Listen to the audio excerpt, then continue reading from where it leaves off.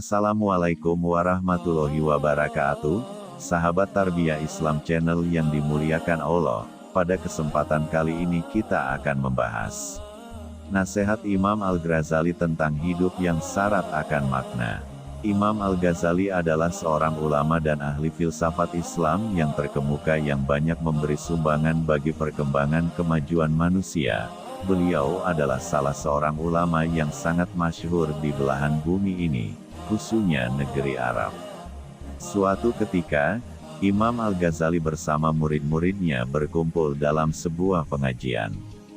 Dalam pengajian itu sang guru memberi masukan sekaligus nasihat tentang apa yang paling dekat, paling jauh, paling besar, paling berat, paling ringan, dan paling tajam.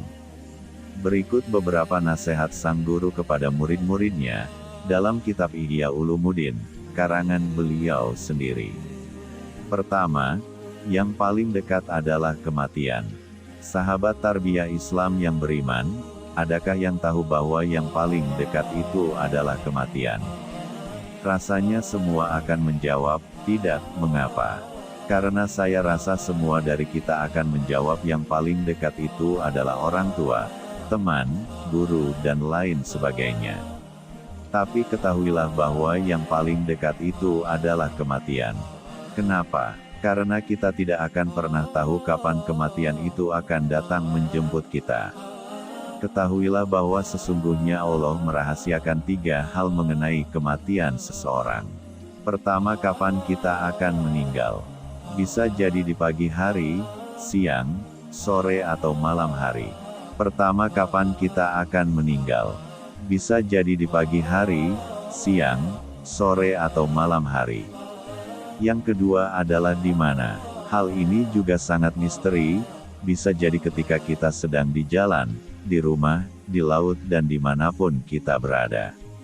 Yang ketiga adalah bagaimana kita akan meninggal. Kedua, yang paling jauh adalah masa lalu. Kita mungkin berpikir yang paling jauh adalah planet-planet, bulan, bintang bahkan matahari. Akan tetapi Imam Al-Ghazali menjelaskan sebuah hal yang paling benar. Yang paling jauh adalah masa lalu, kata Imam Al-Ghazali kepada murid-muridnya. Alasannya adalah karena bagaimanapun caranya, naik jet super cepat pun kita tidak akan pernah sampai kembali ke masa lalu. Oleh karena itu, kita tidak dianjurkan untuk membanggakan kebaikan di masa lalu, tapi kebaikan di masa lalu menjadi tolak ukur sekaligus motivasi untuk kebaikan hari ini dan hari esok. Ketiga, yang paling besar adalah nafsu. Imam Al-Ghazali kembali bertanya kepada murid-muridnya, apa yang paling besar di dunia ini? Kemudian di antara murid-muridnya ada yang menjawab gunung, lautan, matahari, bulan, dan lain sebagainya. Itu benar, kata Imam Al-Ghazali. Kemudian beliau menjelaskan bahwa yang paling besar di dunia ini adalah nafsu. Mengapa demikian? Karena nafsu sering menjerumuskan manusia kepada hal-hal yang buruk, berbeda halnya dengan yang baik-baik. Dalam Al-Quran Allah juga menjelaskan tentang bahayanya nafsu. Dan aku tidak membebaskan diriku dari kesalahan, karena sesungguhnya nafsu itu selalu menyuruh kepada kejahatan, kecuali nafsu yang diberi rahmat oleh Tuhanku. Sesungguhnya Tuhanku Maha Pengampun lagi Maha Penyayang. Quran Surah Yusuf ayat 53. Keempat, yang paling berat adalah menanggung amanah.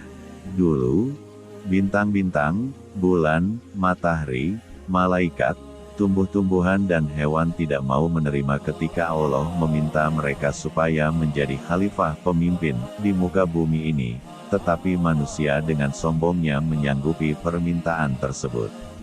Akibatnya di hari kiamat kelak manusia banyak yang masuk ke neraka karena tidak sanggup menanggung amanah.